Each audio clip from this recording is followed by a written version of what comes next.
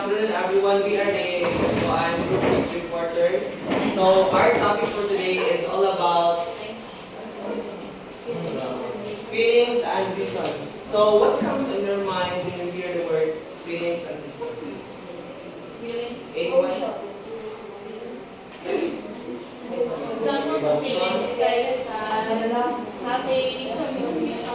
How about reason? Reasons and feelings. Feelings and reasons are connected to one another. The way we feel, my reason when we act the way we do. Why we feel the pain, because maybe someone or someone causes it. Makafeel mo ta happy because of the different feelings. Is makafeel ta another feeling because of different reasons. One other.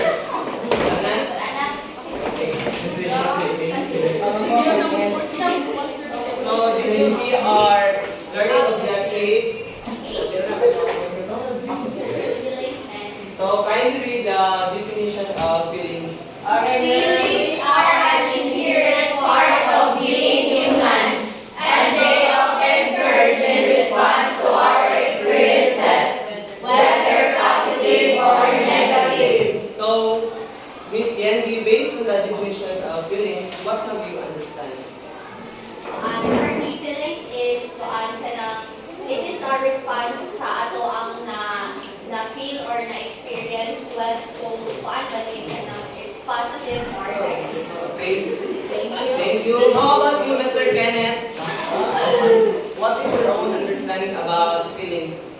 Feelings, my own understanding of feelings is normal or normal kailangan.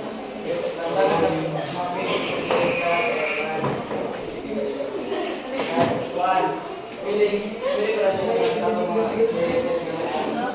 So, thank you, Mr. Kenneth. So, when you say feelings, this is a normal part as human. And this happens in response to our experiences, whether it is a positive or negative experiences. So when we say positive experiences this can lead us to happiness and excitement, while the negative experiences is the fun. It can make us sad and angry. So I know that all of us are naka-encounter the feelings kahit sa mga kahit sa Every day. every day. Yes. So I want three representatives to share their experiences about either positive or negative experiences. Pwede po silang duwa. So how about you, Mr. Miss Lia Joy?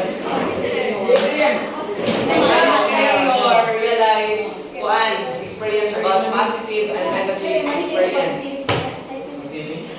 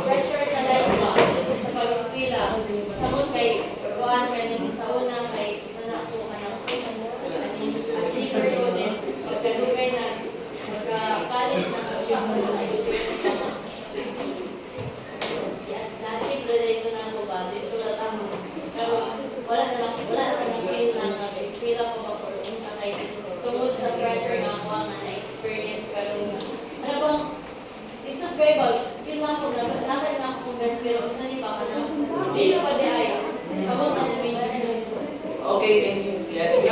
How about this side? Wala?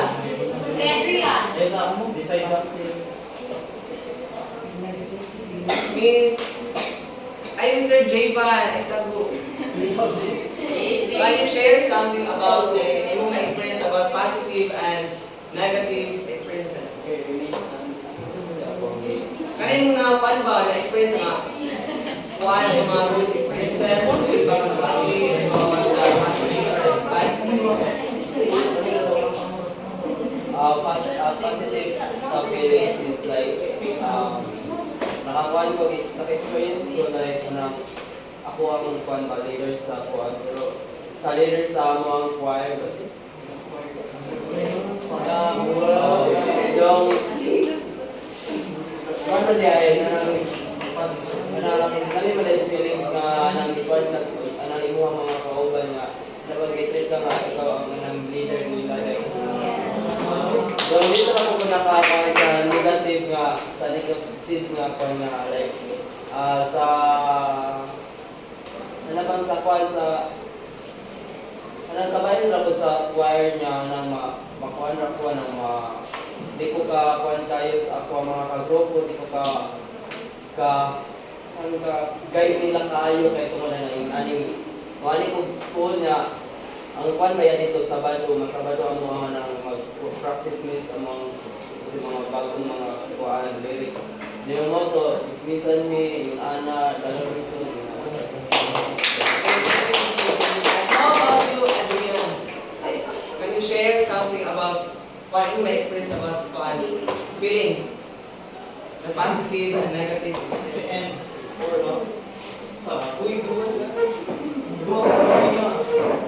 Okay, sa positive. Manginang ako. So, sa positive. So, sa mga feelings na positive dagan-dagan, joy, fulfillment, happiness, or fun. So, na excitement. Yes.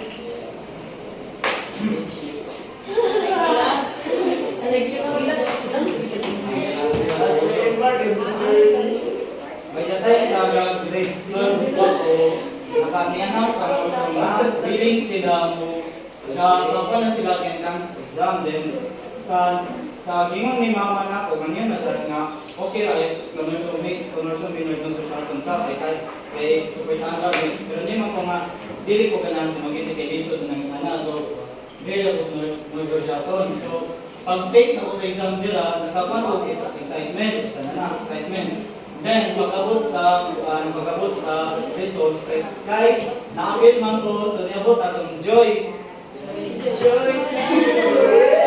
Kaya niabot, kaya muhatag joy, sige muhatag na ako negative, so pag-abot atong sa pati, pa-videoan man og demo.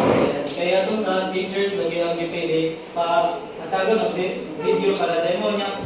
Wala man sila nihatag og deadline nato, so gasalig na puhuga. Baso madugay pa dito, wala po ganang. So, kaya pagka-atong ustadlaw na lang ato, kaya man, nag-i-announce na ito nga, kailangan mo atos na rin, so kaya face-to-face na demo. So, dito po nakapil na usuan, so, nasad ko, ikasalig ko kung madugay pa. Then, after, ibalik mo po positive, kaya after sa demo, gingan naman ko nga, okay, that's enough, I've heard enough, kaya wala po katumang sa kung demo, gingan ako arot. So, ipapil niya nakapasar ng po sumuto pag ulit ang po nakapil po po kami. Yay! How about time to share? So, let's proceed to the reason. Please read the reason.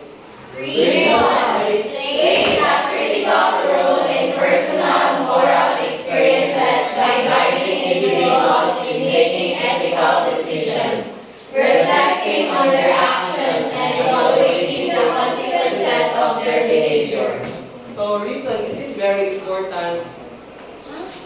It is very important, our personal moral experiences, because it help us to make good choices, and also it guides us when we decide what is wrong and what is right. And also, reason help us to think about what we should do and allow us to consider the results of our actions. So, through reasons, makabalo ta kung sa atong buhaton o dili buhaton. Kay mga una-una mo punta diri ay makahuna sa reason, makahuna-una ta o kani ba nga atong decision is sakto ba ni or dili.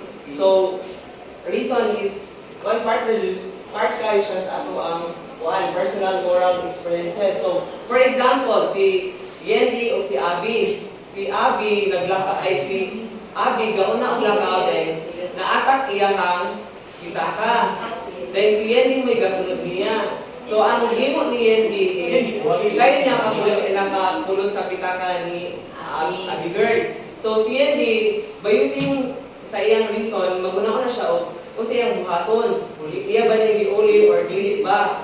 So, dira po, maguna mo na si Yendi kung iyang giuli, posible nga tagaan siya pahalipay ni Abby kay iyang gibalik ang pitaka. Dira kung bigkit ang pitaka ni Abby na may kwarta, posible nga kuan ni wala man ko yung sikreto nga matago. So, makuan good, masakman na good. So, ang una-una ni Yendi kung iyang itago ang pitaka, iyang itago ang pitaka kung iyang itago ang pitaka, so, possible yan mo na nga, kung masakpan ko aning Abby girl, mawala yung salig si Abby na ako, kay tungod kay kuan, wala na kong ibalik ang pitaka. So, dira nga part, nakauna-una na ka, unsay mga possible outcomes sa anan niya. So, since we're talking about moral, ang buhat ko ni Yendi is katong sakto, iyang giuli ang kwarta. So, kasama na mo? Yes.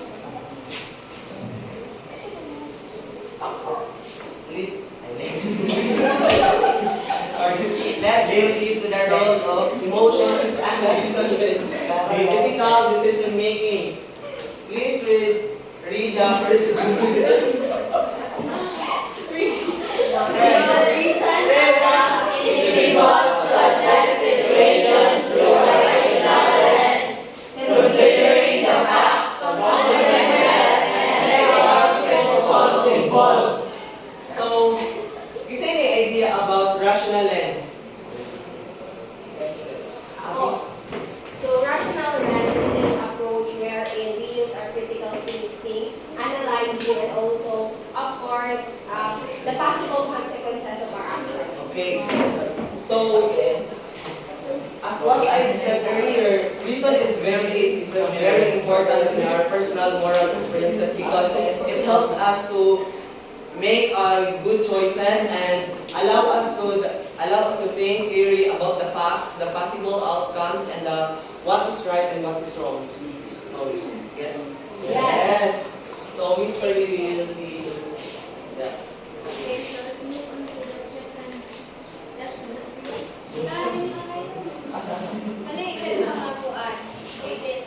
Reason enables people to apply consistent moral frameworks or rules to guide decisions. So reasoning lets us use consistent ethical frameworks or guidelines to make decisions. Ato ito na siya o kuan.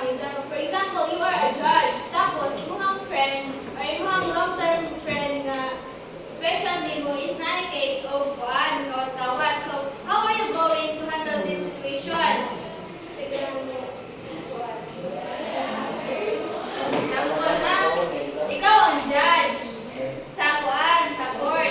Dayon, imong friend, result kayo din mga amigo or tawo na siya case na kuan, pagpangawat. Kung sa imuhang saan mo pag-handle na inani na situation?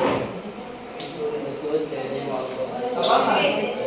So, ikaw ang professional ko kasi sa depende man depende sa kusganan sa evidence sa kontra kay bisa po unsa mo kasuod niya ay check ang evidence nila dapat ang nakasayop dapat yung dapat pwede pa dapat ipang-analyze niya iyang sayop ba so bisa kung sa kanang kasuod if kumpleto ang evidence sa ga-accuse niya dapat imo ko di siya magpakulong bisa kung sa brother ka ng imo sa Thank you. Another. Yabi. If I am a judge, of course, judge ka, so sinaligan ko ka sa mga tao, right? So, if mag-base ko ka sa atong reasons nga, we need to use our logical reasoning, not just our perception. Because when we say reason, it is an objective. So, it must provide evidences and facts. So, para kay Adrian, kung pag ako pang sa judge, it's not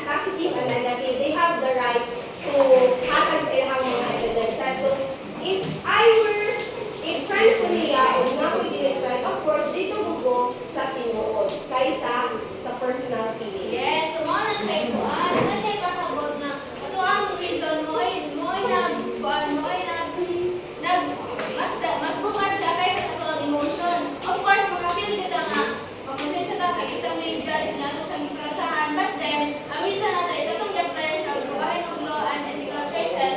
So, ato din siyang i-judge based on sa ang iyang kuan sentence na adan ko sa iyang nga crime na nabuhat. Sagot ra? Yes.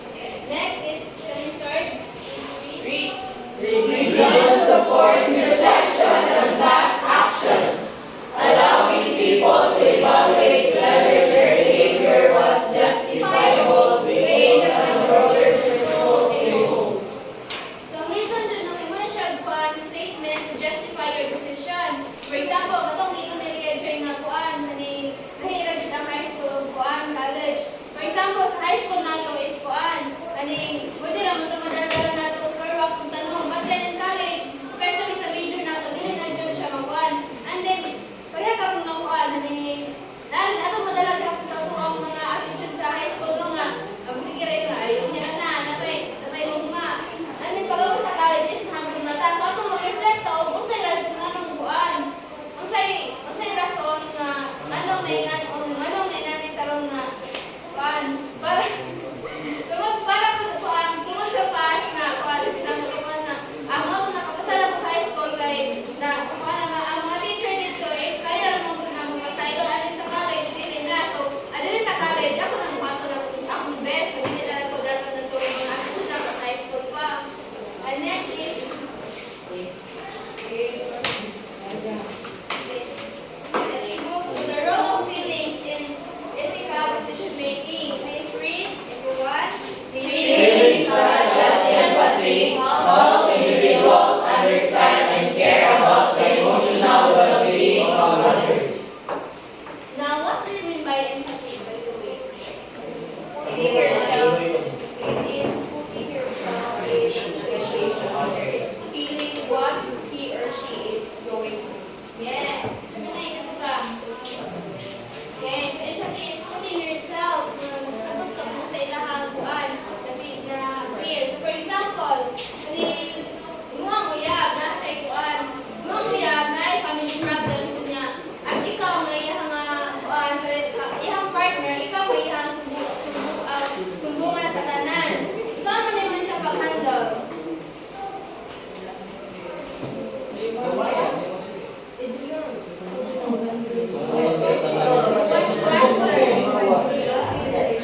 Imong partner na ay family problems, so niya ikaw ang iyang simbungan. So saan na ito apply ang empathy para handling a kind of situation? Assume ko na natin ang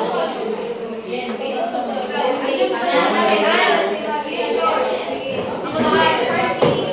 Kuan, kinapaminaw na iyahang side na yun. Di ba, ang tagsa-tagsa na to, ganahan ng jud nga, kanang natay may istoryahan, kanang comfortable ta, and for example, nakaiyab. So, ako paminaw iyahang side, o ganahan ko nga, diri siya mo-open up na ako para madamayan ako siya kung sa iyahang iyahang Mamutan na ni Ate Maricris. Kailan tayo? Okay, Tess, ikaw na po. How are you going to handle this kind of situation?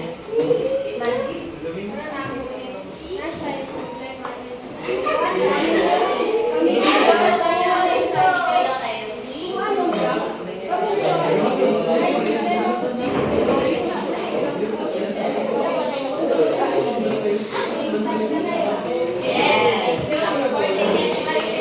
Santa Nay daw. Do you agree, everyone? Yes! Next is the last. Sa role of feelings, manililip ng relax. Please read, everyone.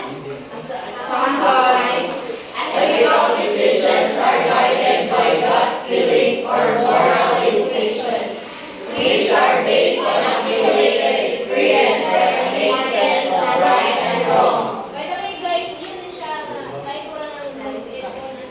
So what do you mean by gut feelings?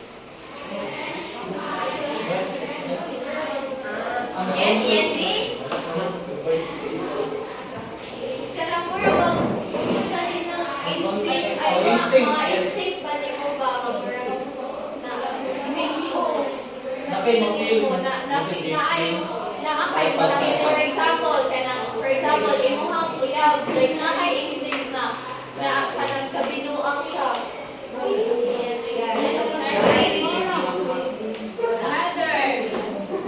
What's my gut feeling? Kenneth. Yes, Kenneth. Kenneth Joseph. Gut feeling. Sige, paano? What do you mean by gut feeling? Sige, paano?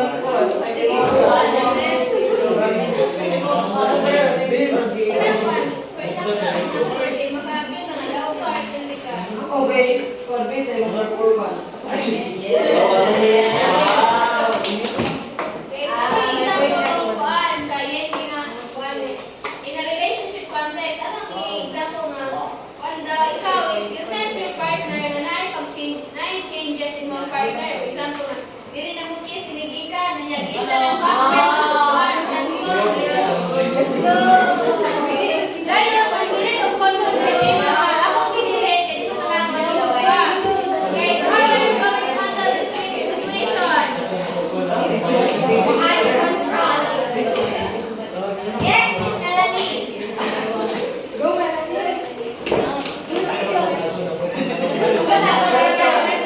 You sense the right changes in our relationship. Yung mga partner, what na niya buhat ang mga simple things niya ginabuhat before. How are you going to handle this situation na dili siya malain? For example, imo siyang itrahan na mga comfortable siya sa istorya ninyo o sa feelings na ano siya, libas-libas nimo.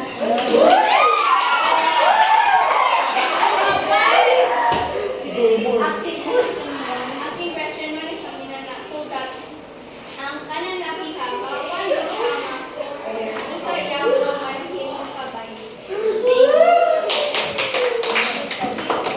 Okay, si Leia Joy. Okay, you sense the night changes in your relationship. Sana brag. Ano ba nila? Sabay yung masukang.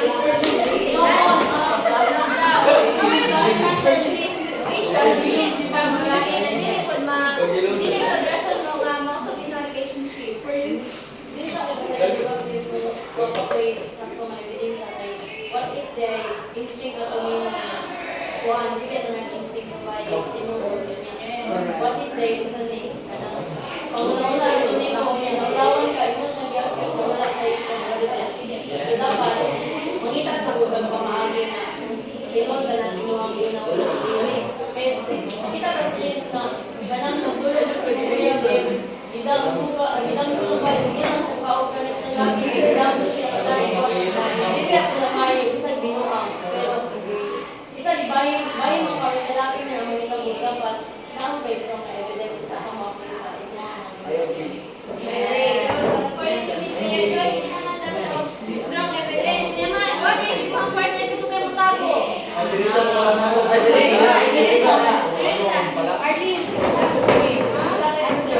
Miss Leia Joy, dili siya matago ang Diyos. Inanas pa siya mga gather of evidence. So what if, kamuya, pwede mang tago, mang nila daw siya nito? Kita mga babae, pwede ka po daw hindi kayo mga mga sekreto, pwede ka po daw pwede kita mo. Why kasi namungkong. Wow, ako, tinawag ako kaya namungkong. Talan yung gawas, bahala sa palakatago ninyo. Yes, great. Nakasama siya tapunan? Yes. Sinako tata? Yes. Thank you. So, the next topic to discuss is faith. So the next is understanding how feelings impact moral decision. Decision making is vital aspect of ethical behavior. So the first one is recognition of feelings, understanding emotional response. So recognizing your emotional responses means being aware of your feeling in a given situation. Anger pa, guilt, compassion, or empathy. So your feelings sometimes can help you sometimes influence you make moral decisions. For example, natulog ko yung nakita nga atong classmate ni bullying. Tapos nakafeel ko sad o anger. And akong gi-recognize akong emotional responses ato and then akong after na akong gi-recognize akong emotional response ato is pwede to siya help na ako to make decision, moral decision nga stand up ako para niya or pwede na ako i-report yung behavior ato sa ato. So next is understanding the source of emotion. Digging deeper into the root. So atong mga feelings or emotions is naman kung meaning na ay deeper meaning. So understanding why you feel a certain way helps you make more thoughtful decisions. So ang kalamitan nga gikanan sa ato ang mga emotions is mga personal values, kani mga past experiences o katong learned beliefs. So for example, na ako may usa ka worker nga ang usa nila kakauban is muoy murag nahatagan sige pagtagad muray sige ginatagad sa ilahang boss. Naka-feel siya resentment but usa siya ni murag gibutak iya sang gi-examine ngano naka-feel siya murag resentment ato nga pagtabo. So iyang nakuha nga maybe dili tungod sa tao ngano naka-feel siya resentment, maybe because naa siya na-experience sa una nga kuan naka-feel siya sa una kuan unrecognized or ganang wala kayo siya nataganong naka-feel siya so when you kuan so understanding the sources of your emotions is will make you gain clarity of unsa kuy na ngano naka-feel ka ana. So next is ethical response. Evaluating actions based on emotions. Okay. Ato ba ko emotion is muy murag maka-push na to act or react quickly. So, but ang ethical responses involve kanang mubad sa kabukos or mustap sa to evaluate ato ang feelings before ta to make decisions para ma-align sa ato ang value. So ethical response means about not letting our emotions control our behavior. It means using them as signals to guide our moral thinking. For example, kaning friend daw ni Jamel nga, friend daw ni Tulot, nakapil ko kuan, nalagot niya kay mas murag na-treat ko niya answer niya, murag kuan na kay siya hindi, kay mas murag siya musuot kaayo kaysa nato. Tapos, ang akong first instinct is ako siyang awayon.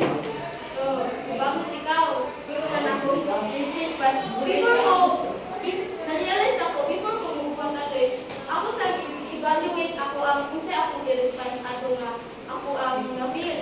So, if ako after evaluating, pwede man to nga makalin na mo-choose ko og more ethical action usa ko mo confront ni Jamel. So, next is reflection and learning, building ethical awareness. So, after ato nga situation, is pwede ko mag-reflect sa akong mga ginunahuna, sa akong tang dapat ko andun. So, it allows us to understand, it allows us to understand unsay dapat i-improve, unsay na-improve, unsaon siya pag-handle ang similar na situation in the sa future.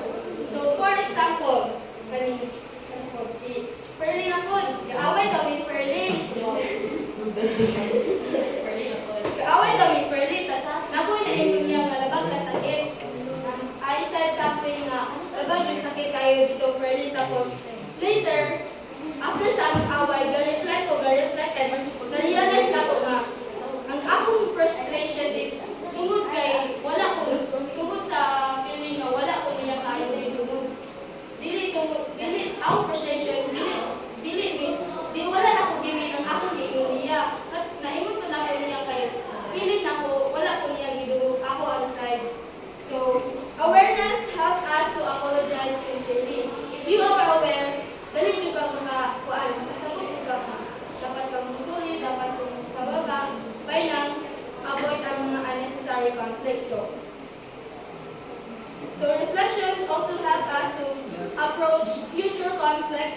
with better emotional control.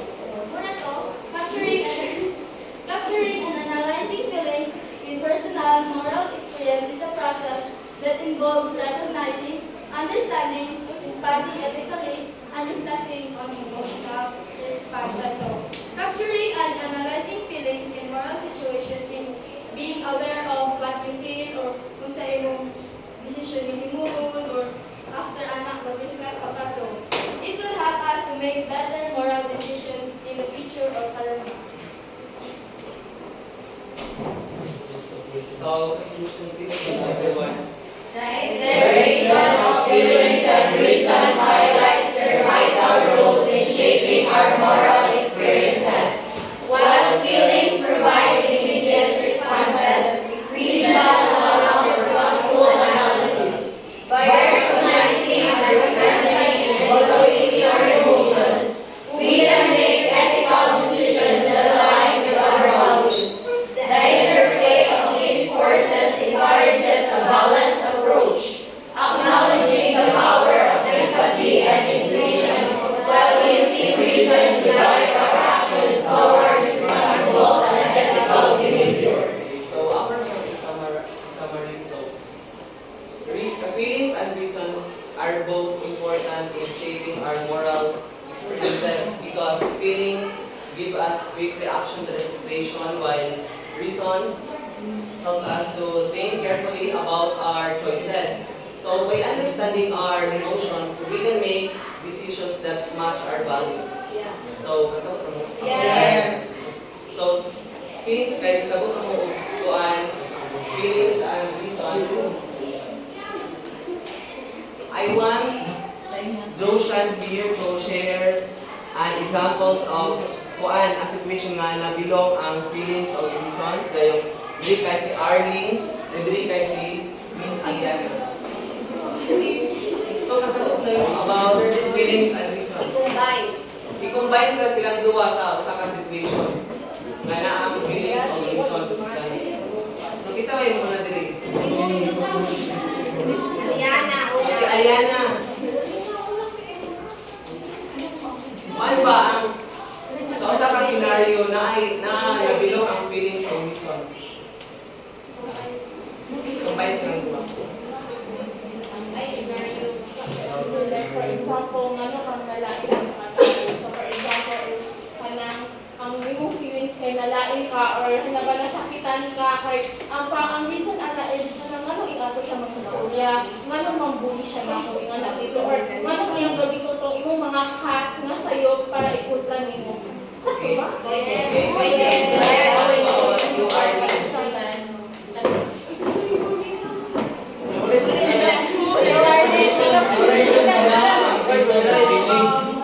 For feelings, certain feelings sa bagay, every feelings and every reason. So, an example of this is the imagine yourself in a situation where you feel that the world is against you and everything feels so heavy. So, the feeling right there is that it's very hard, it's very frustrating, and at the same time very sad. So therefore, I made a decision that have shocked everybody, and maybe they have feel something that I don't want them to feel, but again, we have different feelings, and we feel what we want to feel. So therefore, the reason there is that the reason why I made that certain decision is that because I don't want to drag or hurt anybody together to drag them with me because in my own preference I better suffer alone and get those sad emotion because I believe that dragging someone along with the misery or feelings unethical. Thank you. So how about you, Johan?